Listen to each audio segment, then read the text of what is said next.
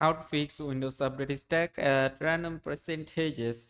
So hello there and welcome back to another video. To fix it, you have to tap onto your search bar and then simply search for services, and then simply tap on services. Then from here tap onto any random option, and then you have to tap onto W, and there we go. This is it. Now you have to search for Windows Update option. Simply search for Windows Update on this side, and then you have to tap onto it and then right click on it, and then you have to tap onto restart.